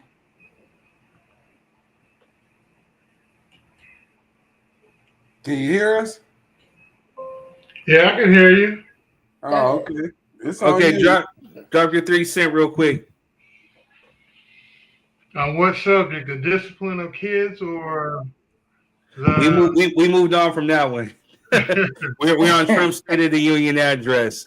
So real quick, real quick. You know, we had a Democrat who disrupted the State of the Union address.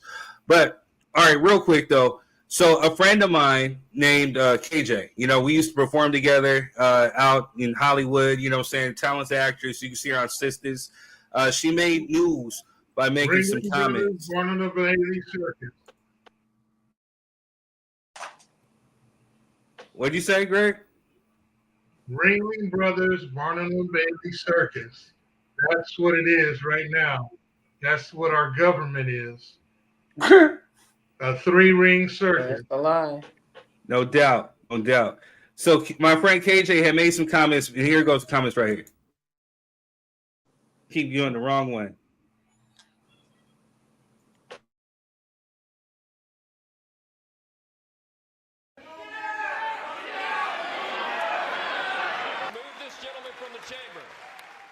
I was making it clear to the president that he has no mandate to cut Medicaid.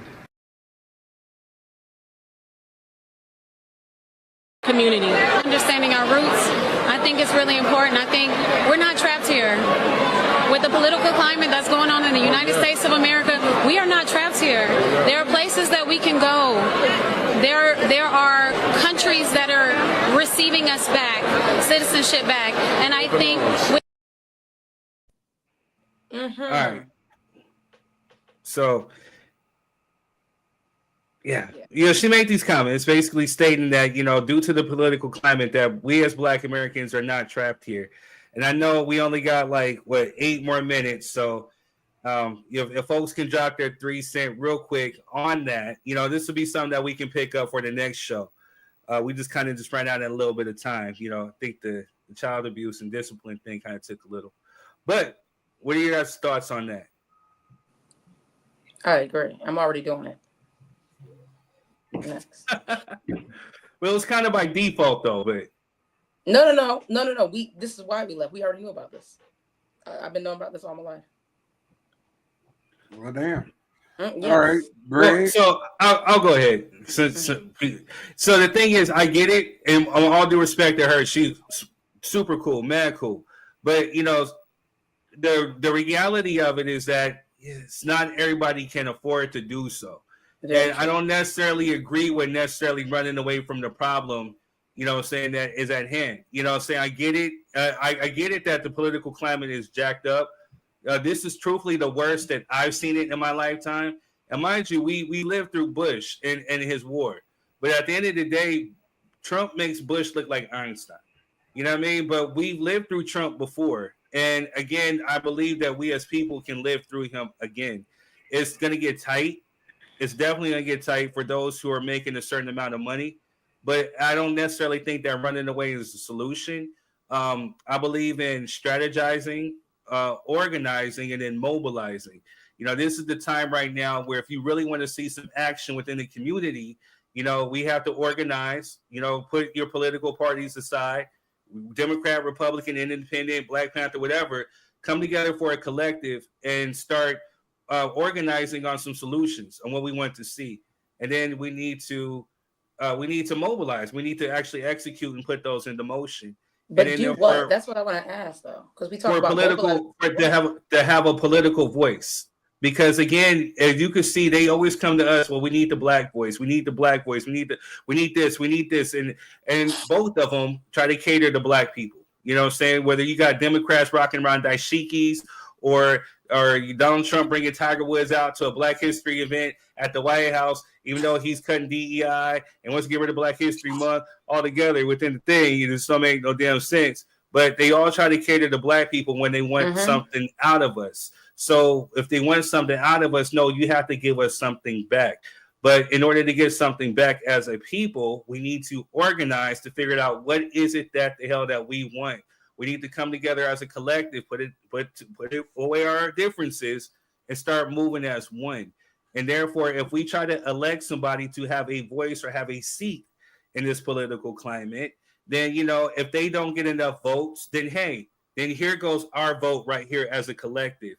If you want our vote, Democrat or Republican or even Independent, this is what we need. And we need it in writing, and we need it, we need a contract. You know what I'm saying? So therefore, if you don't uphold your end of the deal, get out of here. But most of Black people did vote for who we voted for. It doesn't. I know that.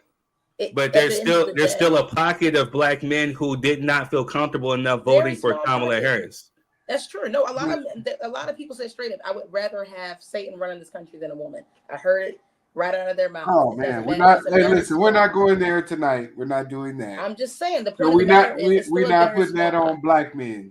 I didn't say that. What I'm saying is still the majority of Black men voted for Kamala. All I'm saying is the majority of Black men. Yeah, there's those far left ones with the crazy whatever's going on in their mind, but still the majority of Black men voted for that. So the majority of Black people stuck together. Now, the other communities, they can't say the same. They were split. But the majority of Black people voted together. I hear you. That's what I'm saying. Real quick, Greg, go ahead. Drop your 3 cents real quick. We got like 4 minutes. I can only say a 3-ring circus. We have to look for a solution instead of looking at the problem. Yeah. But hey, Black people, we gotta stop responding emotionally. That's my solution for you. Stop being emotional. If anybody's ever stood up to atrocities in America, it's been us. If anybody ever stood on business about what's right and what's wrong, it's always been us. We have been the moral compass of America. White people didn't wake up one day and say, hey, you know what? Slavery's bad. Maybe we should just stop treating them like this. No. We fought for everything, so I'm never going to agree with us running anywhere. That's just my take on it. We have been the moral compass of this country, and without us, America goes to shit. So putting your political parties aside, putting your religions aside, putting your Greek affiliations aside, putting your economic status aside, there needs to be a code of ethics amongst Black people, right? That's really what it boils down to. Because when you start creating organizations and shit, money gets funneled through and no results ever come up because there's too much infighting inside. there just needs to be a code of ethics. This is the direction that we want the black community to go in. Either you are aligned with that or you need to move out the way. Very simple. I don't think we have to dig too deep to find out what's going on with that. Align with the movement or get out the way. Agreed. That's it. So we will definitely put a toothpick in this, and we'll come back on another time. You know, I know we ran out of time, so it's partly my fault. I wasn't watching the clock. You know, but I hear what KJ's saying. Like, I think if you're going to choose to live abroad for another reason, not because you're running away from political tyranny. Because at the end of the day, you know what I'm saying? At the end of the day, you know what I'm saying? It ain't going to last. You know, you have to get out there and you have to vote if you want some solution. Listen, the reason when God told Joseph and Mary to get out the way with the baby, because the guy was coming through and killing all the baby boys, sometimes you got to move out of the way. The Bible says a good man perceiveth evil and hideth himself. Sometimes you got to move out. Everything, you know, everything's not just, I'm not saying you shouldn't die for certain causes. And that's why I respect the guy who stood up, because sometimes you got to die for a cause, but that's not always the. I'm sorry. I got you. Yeah, well, you went out for a minute. But we ran out of time. We got 2 more minutes left. I'm sorry, you guys. I did not mean to do that. You know what I'm saying? I don't mean to be cutting folks off. Thank you, Erica. Thank you for those who tuned in on Facebook, on YouTube. Hit the like, share, subscribe button. Make sure you guys are sharing, please. We will be here next week. Also, I'm sorry we forgot to give you guys an after party, and we will do that sometime during this month when we have a free time. You know what I mean? But we want to thank you for supporting and watching us. For those who come through, we love you, and we will see you next week. And y'all be safe out there. Peace. Peace out.